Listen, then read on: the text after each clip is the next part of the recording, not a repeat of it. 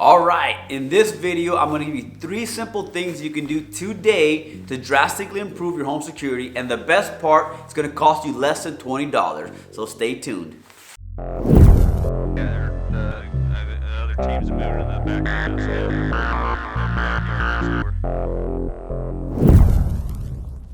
All right, welcome back. Carlos here with Range 11 Tactical. On this channel, we create content full of useful tips, techniques, and or drills just like this one to help you build and or expand your tactical knowledge base. So if you're new here, consider subscribing. All right, so this video is focused all around home security. As mentioned, I'm gonna give you 3 simple things you can do today to improve your home security, but make sure you stick around to the end because I'm gonna share some bonus tips at the end of this video. Okay, so before we get into the tips, let me share some statistical data with you. That way you can understand why we're doing the things we're doing. According to the FBI database, a burglary strikes every 25.7 seconds in the United States. That's 2 burglaries per minute for an estimated 3,300 burglaries per day. 65% of those burglaries happen between 6 a.m. and 6 p.m. with peak hours being right in the middle, about 10 to 3, right? They're trying to get into your home when you're not there. 57.5% of all those burglaries involve forced entry, with 34% of those targeting your front door, right? So that's an important statistic to remember because one of the tips is gonna directly address that vulnerability on your front and back doors there. 17.2% of people estimated willingly accepted they don't even lock their front doors or their windows when they leave their home, giving burglars free access to your stuff. And the last statistic I'll share with you is that a home with a security system in place is 3 times less likely to be targeted than a home without. So what does this all mean to us, right? Number 1 is thieves are opportunistic, right? They want to target your home when you're not there. 2, they want to exploit your weaknesses in your home defense, right? Such as weak door construction or easy access by you leaving your stuff open. And they want minimal chance of compromise, right? They want to target the home when you're not there. All right, tip number 1. Fortify your doors, right? If we look at that statistic, that 57.5% of all burglaries are forced entries, with 34% of those targeting your front door, we need to fortify our front doors and our back doors as well, right? So how do we do that simply and effectively? All you need to do is take out those tiny little screws that come with your front door and replace them for 3-inch screws that go all the way into the frame, right? Go to the hardware store, buy a box of 3-inch screws. They're about $7 to $10 depending on where you go. And you take all your screws out and you replace it with these. Let's take it outside because I'm going to show you guys a pre-hung door, how they're built, how they're installed. That way you understand what happens when we take out those tiny little screws and put it in our own 3-inch screws. All right, so let's talk about door construction so we can understand what's actually holding your door shut. So this is your pre-hung door that you get at any hardware store. This is what most home builders are going to put in your house. They're simply going to grab this door that's on a frame, insert it into the framing of the front door, back door, whatever door it is, and they're going to bolt this into the side. Then they'll trim it off, and that's pretty much it. So if we look at the components of this, it's very easy to defeat. So let's zoom in and take a look. All right, let's look at the locking mechanism first, and then we'll go into the hinges. So I've already inserted the bolt and closed it as if your front door was closed, right? If you notice, there's only about 1/2 inch of wood that's holding this door shut. So a thief can simply kick this open, crack 1/2 inch of wood, which is fairly simple to do, and then your front door, back door, whichever door it is completely open. However, if we take those 3-inch screws and we go straight through the strike plate all the way into the frame, which would sit right here, now it's much harder to defeat. They have to actually kick the screws and the strike plate loose from the frame versus just cracking 1/2 inch of wood, and it makes your door much harder to defeat. So that's the locking mechanism there. Let's move over to the hinges so you can see kind of how those are attached. All right, so let's take a look at what's holding your door shut here.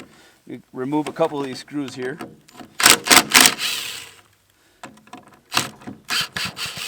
All right, so as you can see, you have 1/2 inch, 3/4 inch screws holding your hinges. This is the same thing that they're going to put on your deadbolt there. So these little screws are only attached to the frame.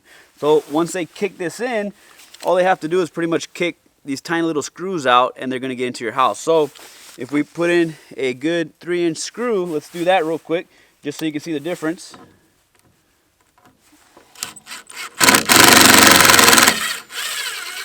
All right, so now that I put that 3-inch screw in, let's look at the outside just to see kind of what it looks like. So as you can see, once this door is slid into the door jamb as your builder would do, now that 3-inch screw goes all the way through the door frame into the door jamb, into the structural components of your home, right? By doing this on both the hinge side and the locking mechanism side, imagine now that strike plate going through the deadbolt, that screw is going all the way into the frame, same thing over there. You've just increased the security of your door by tenfold. All right, tip number 2, lock your doors and windows, right? Seems super simple, yet 17.2% of people still leave their homes with their front doors unsecured or their windows unsecured, right? Make it a habit to walk around your home and check that all the doors and windows are secured before you leave, right? It seems simple, but it's actually an easy mistake to make, right? You open up a window to get some fresh air in. 2-3 hours later, you forgot you even opened it. You decide to leave the home to go to the grocery store or pick up the kids, and now you've left a window or a door unsecure, right? So if you make it a habit to walk around your home and check these things, you're less likely to do that than not, right? Thieves are opportunistic, right? They're going to try to get in the easy way. If they don't have to break in, they won't. They're going to try the front door. They're going to try a window. If you left it open, then you basically just let them into your home. So if we have locks, let's use them. All right, tip number 3, place home security system signage around your home or your property. While I recommend that you actually buy a good home security system from a reputable company, simply placing home security signage around your home or your property provides the illusion that you have a security system in place. As mentioned before, a home with a security system is 3 times less likely to be targeted than one without, right? So this provides that illusion of a home security system. They're super cheap. You can go online, buy them for about $10. You can get the stickers or the actual signage that you stick in the front yard, and it provides that illusion of that home security system that's in place. So tip number 3, place security system signage around your property. All right, that was it. 3 simple things you can do today to improve your home security. So with that, let's move on to the bonus tip as promised. Statistically speaking, most burglaries do happen during daylight hours. However, on occasion, they are targeted at night. So what can we do to improve our home security at night? Lights are an excellent way to do that, right? So what are we going to do with these lights? Number 1 is we want to light up our entry points, right? Light up your front door, light up your back door, leave your porch light on, because now if a thief is going to target your front door, you're going to try to kick it in and your lights are on, they're exposed, right? A vehicle could be driving by, a neighbor could be watching. They're more likely to move on down the street to a home that is all darked out versus yours. So leaving your lights on enhances your security on your entry points to your home.